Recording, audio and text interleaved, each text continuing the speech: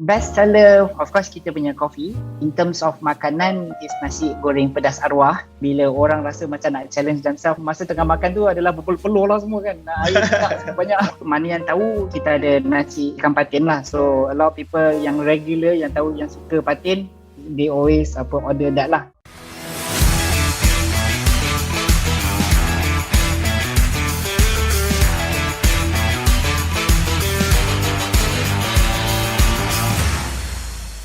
Hi guys, welcome back to Studio Niaga. Hari ini kita ada seorang young entrepreneur yang sangat talented dan sangat bijak orangnya. Yang paling penting dia seorang gentleman. Please welcome Mr. Azri Jamaludin. Hi Azri. Hai, Assalamualaikum. Apa khabar? Apa khabar?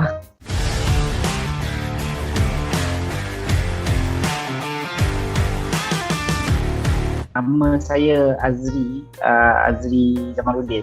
Berasal dari KL sebenarnya, tapi kampung semua dekat Johor. My background was a bit mouthful. Dia Bachelor of Planning and Design, Property and Construction. So everything under the sun yang related to properties, which includes design jugalah. In architecture. Belajar dekat Melbourne University and then kerja kejap kat sana for a year and a half. And then balik expose myself to a lot of industries. So entah macam mana, entah mimpi apa, tiba-tiba nak buka kafe.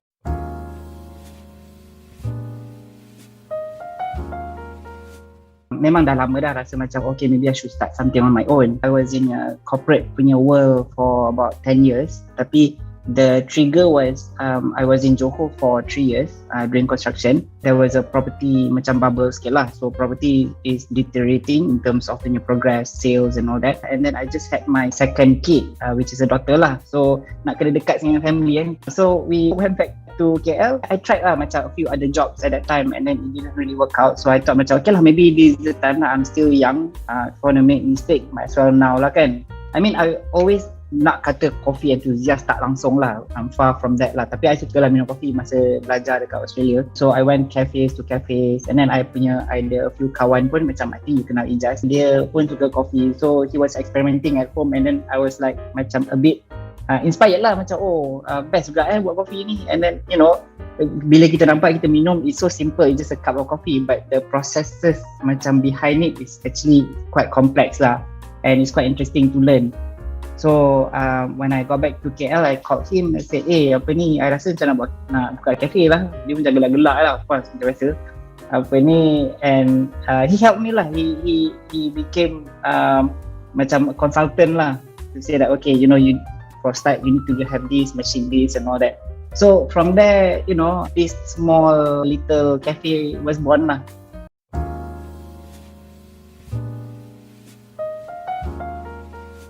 It was in 2017 dekat Summit Night 6. So that was our first outlet lah. It's called Coffee Bay Co. At that time, nama kita Coffee Bay. We had it run for a year with a very minimal menu. Macam ada 8 je, 8 to 10 items in the menu. And then of course, our focus was specialty coffee. So Coffee Bay at that time was focusing more on takeaway coffee lah. So that's why you see kita punya ada this concept panggil window bay. The baristas lah there, dia lah ambil order, dia lah yang buat order, dia lah yang talk to our customers. So the idea is to break the barrier between baristas and also the customers. So they themselves yang engage with the customers.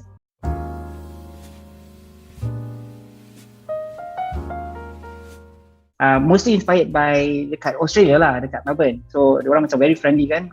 The barista themselves yang macam educate, you know, special coffee is like this, and then they introduce different beans, different tasting notes and all that. So masa saya kat sana memang tak tahu apa-apa pun, but they take time lah, no matter you know how busy they are pun day to day, they still take their time to ajar you cerita pasal coffee. They are very very passionate lah. Masa I balik KL, the engagement from the barista side to the customers macam is a huge gap lah kan, because you ada server, ada ni kan. So it was not really engaging. So that was the idea Coffee Bay is about lah. Malaysia kita dah tahu kan, kopi O, teh O, apa ni, benda tu RM1, RM5 kan. Buat apalah nak spend RM10, RM8 untuk satu kopi ni, kenapa? So tak ramai orang tahu lah kan. We thought that, you know, Coffee Bay is there supposed to be macam to explain lah why is it there's such a price difference on specialty coffee dengan kita punya normal kopitiam. But it was hard lah. I mean, it's not so easy because we keep on getting that questions almost weekly. In fact, yang mahal sangat ni, buat apalah, kopi pun kopi je lah. Probably until now pun dah a lot more evolve.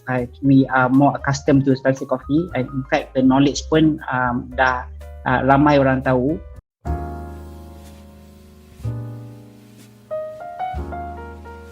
Nak explain in a very simple punya ni, between specialty coffee dengan kopitiam apa yang kita ada, or what we call commercial coffee lah. So commercial coffee, they take these coffees yang dia actually macam buah, dia macam cherry.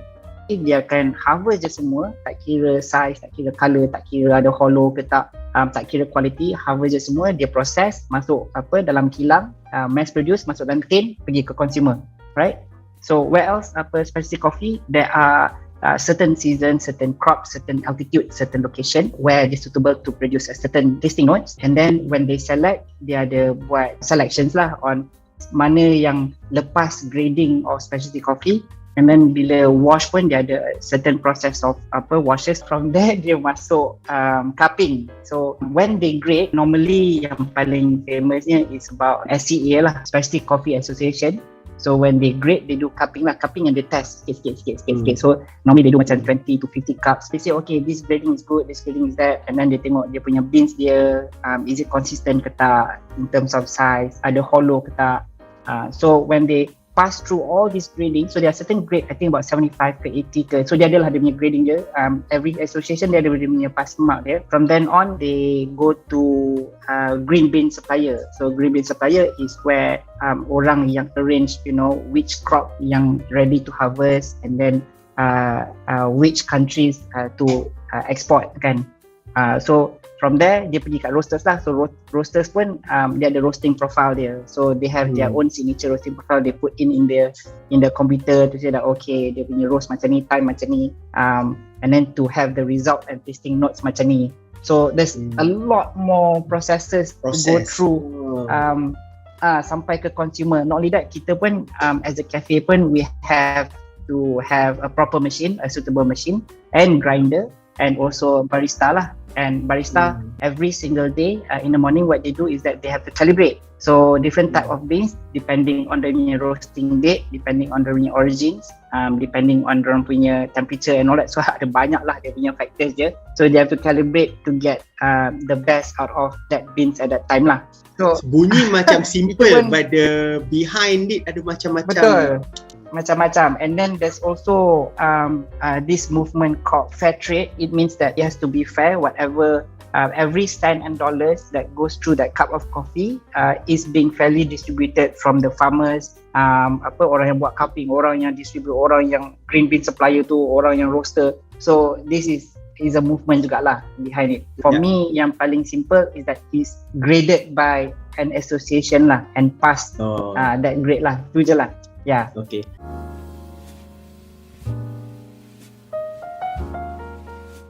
Actually simple because Coffee Bay, of course, we specialize in specialty coffee. So Bay tu macam I cakap tadi, the whole concept is that for the baristas to engage with the customer. So in terms of design, physically and the layout pun, baristas are put at the front liner. So you can see the window bay.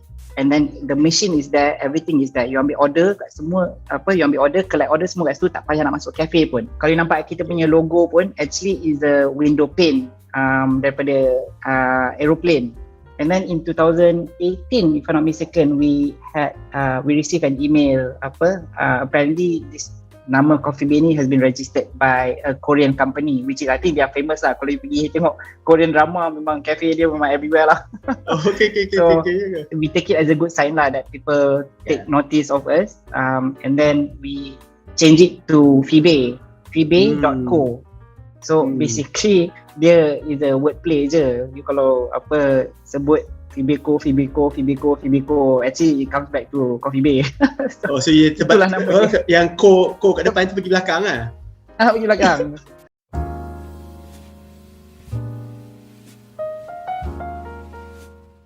Yeah, so the first one kita dekat Sunway Nexus, Kota Damansara, And then the second one, we opened a smaller one dekat Publica. So at that time, it was just 230 square feet saja. It's very small. And then the third one, kita open dekat Avenue K, dekat KL City Centre. And then we decided that, Publica is our market. So we open a full-fledged kitchen dekat ground floor. Tapi kita terpaksa tutup yang atas tu lah. So now, in total, we only have 3 outlets. Basically, when we started, we had only 8 menus. And when we grow, about 70 to 80% is mostly from customers and feedback. So we get our baristas when people come and dine, and then they will ask every single time, macam what do you like to see more on Fibe? Makanan Melayu ke, makanan ni ke? So at that time was 8 menu, Western fully. Now we have probably over 30 terms in the menu, which consists of fusion, Western and also local lah. So kita daripada kononnya nak macam Western, nak glamour-glamour, sekarang ni jual nasi lemak juga sebenarnya. Yelah, orang kita ni dalam minum flat white tu dia nak makan nasi lemak paru juga kan, nasi lemak kerang. Betul. So being a cafe, our motto is always been, serving the customers, so what customers want. So if that's what they want, then we will do R&D and all that lah, and then we put in the menu lah. That's how we grow lah, from the first outlet sampai jadi 4 outlet sekejap, lepas tu kita terpaksa kurangkan jadi 3 outlet lah.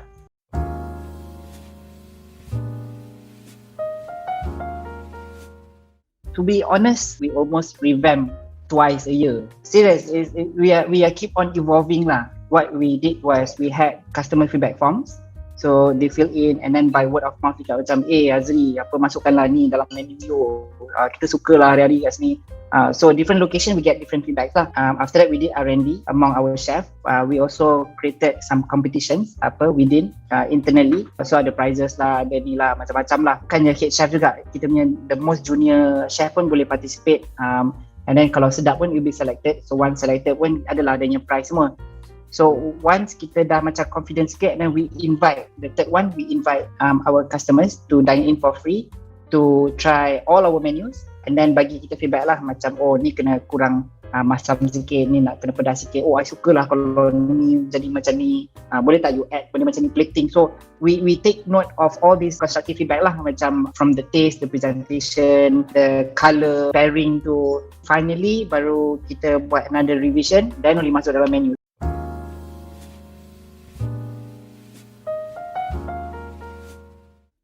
Best seller for Fibe, of course kita punya coffee. In terms of makanan, believe it or not, is nasi goreng pedas arwah. Nasi goreng dengan petai, and we put a lot of chili dah lah. Bila orang rasa macam nak challenge themselves, macam betul ke ni, pedas macam ni ke, sampai arwah ke. So they can try lah and see. Masa tengah makan tu adalah berpeluh-peluh lah semua kan, air tak banyak. So and then kita punya pesto pasta. So that pesto pasta memang since day one dekat Kota Damansara kita buat sampai sekarang. Mana yang tahu is kita ada nasi ikan patin lah. So a lot of people yang regular, yang tahu, yang suka patin, they always order that lah.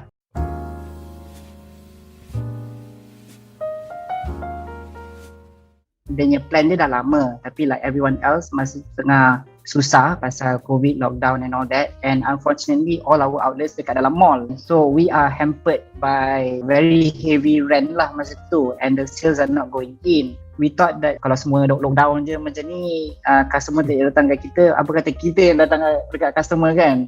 So when we start, to be honest, I wouldn't call it macam overnight success lah. Kita ada banyak lah challenges je kan masa kita nak start, because siapa nak bawa coffee machine mahal-mahal pergi sebelah jalan. So the setup is quite simple. Kita ada machine, grinder, table masa tu, and then kita bawa nasi lemak.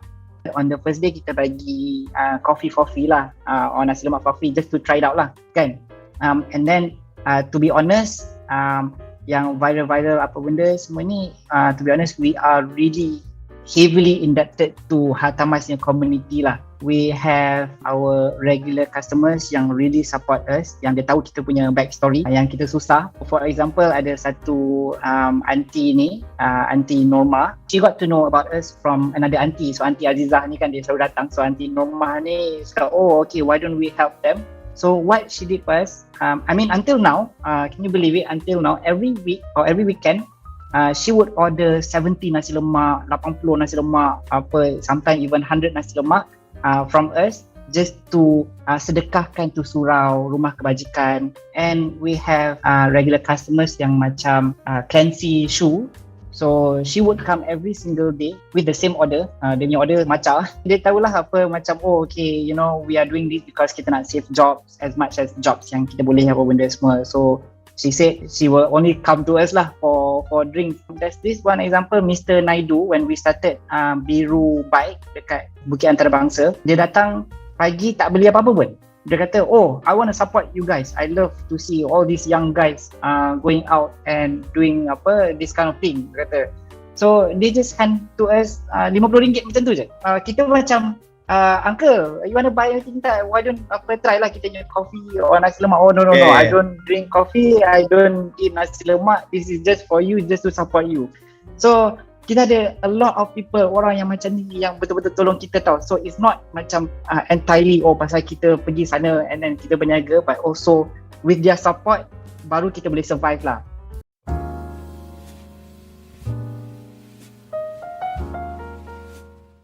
The first Biru dekat Hartamas, so is a stall. Dia dekat depan Hartamas Park. So dia bukan Desa Sri Hartamas. This is Taman Sri Hartamas, the old one, just near, there's only one Petronas kat situ. So from that Petronas, you just go straight further je, you jumpa on the Hartamas Park on your left. We are just opposite that park. And then the second one, which is a bit different, dia instead of a stall, all these machines dekat kita buat atas, orang kata ni motor kapcai dengan sidecar yang orang guna di BKL guna untuk sapu sampah tu. So dia punya konsep dia is more mobile lah.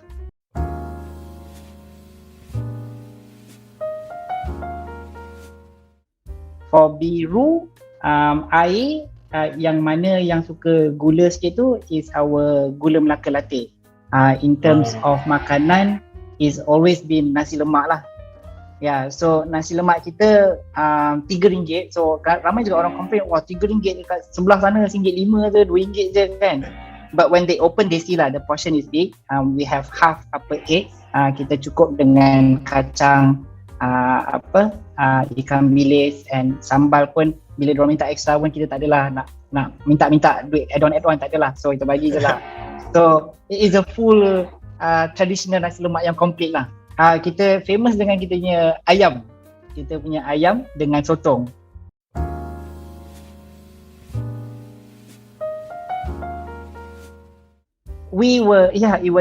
It was just an experiment. So we thought, you know, macam kalau dapat jual 20-30 cup tu, alhamdulillah lah kan. Boleh lah bayar sikit salary kan. And then from then on, I think the whole concept yang, you know, you bring a cup of coffee yang normally you would produce in a cafe punya environment, pergi dekat roadside. So that yang but we took a huge risk lah kan, because the machines are not cheap kan.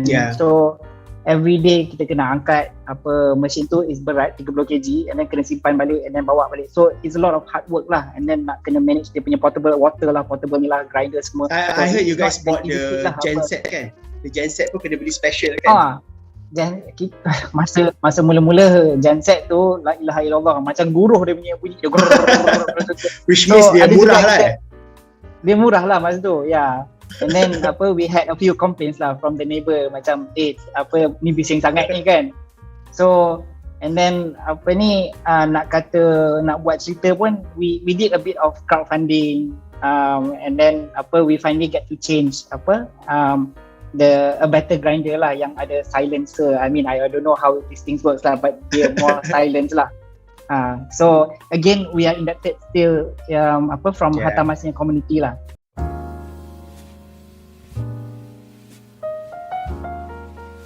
We are currently in talk with some collaborations. Ada collaboration with bakery, ada collaboration with sport centers, because now once Biru Bike ni is a working or proven punya model, we are much more mobile and we can do this a lot of events. So macam kalau ada event je, kita datang je park motor kat situ and then terjual and then balik just for a few hours. So that's where we heading with Biru. So it's not just neighborhood but mobile for events ke or certain functions ke kan. So we can still serve coffees wherever yang diorang nak lah.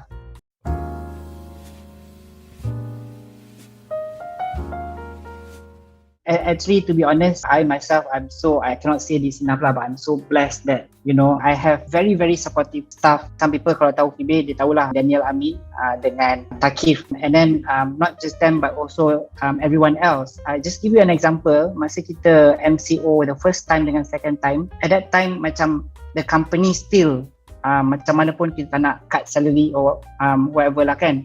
So we did what we call a voluntarily salary deduction. So kalau diorang rasa macam nak support company, diorang nak deduct dia ni, diorang boleh letak lah how much, what is the percentage and all that. And dengan terharunya, I dapat balik masa kira-kira about 80 to 85% of staff volunteered to deduct their own salary for a few months. So and it's not sikit tau, ada sampai 20% pun, ada yang offer 30% pun. But I mean this kind of thing lah yang macam buat kita rasa macam we become stronger and then want to go on macam mana pun, because we have such good people within the company yang nak grow together lah. When we wanna talk about culture, we always emphasize on growth and development daripada staff yang tak pernah ada higher education, staff yang tak pernah ada laptop, tak pernah guna Excel, tak pernah guna words. So we actually sit next to them and then ajar dia betul-betul and then guide them and then bawa diorang pergi in negotiations ke, meetings ke dengan clients ke, events ke.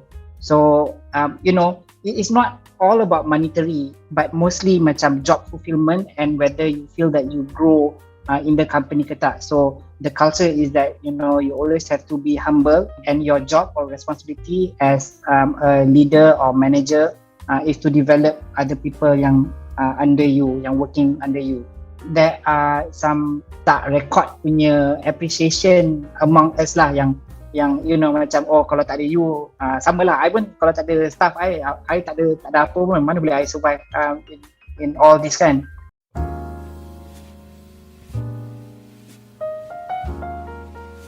To be honest, is the most important. Macam every year kita buka outlets kan and they don't see me much at home.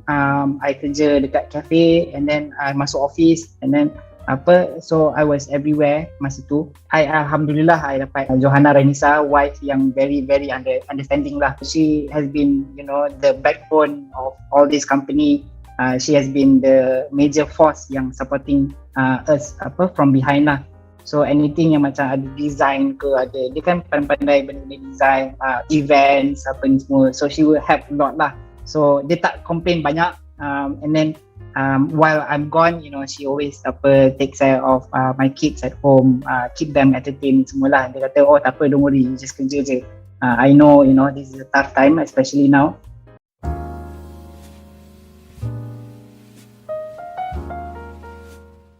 How we get to here is from the mentality yang you still have to start somewhere. Even baby steps macam mana pun, you still have to start somewhere. And when you start pun, of course, with enough research and a lot of dedication, and you tak boleh, ni yang paling penting lah. I rasa the problems with ramai orang is that they want to do what they like saja. So apa yang dia suka, dia kata dia passion in this, dia katakanlah dia passion in designing, digital art. The rest semua dia tak nak buat. I think that's the most problem yang I rasa I'm facing when developing staff lah kan. So for me, number one is that you have to know first kali is that whatever that puts on the table first. Put food on the table, so that is your priority. Bila you dah achieve that, then only you can talk about your passion. So when you do all this, you have to be adaptable to any changes pun. So macam keadaan COVID ke tak COVID ke, ada kemarau ke benda, you still have to be flexible, to make these changes onto yourself first before to others. I just want to say thank you so much to Hatamas community and also our regular customers of eBay yang still order with us, takeaways pun, and also to my staff and family lah, of course. Thank you Azri, thanks for your time, all the best. Thank you Dan, thank you so much, thanks for having me.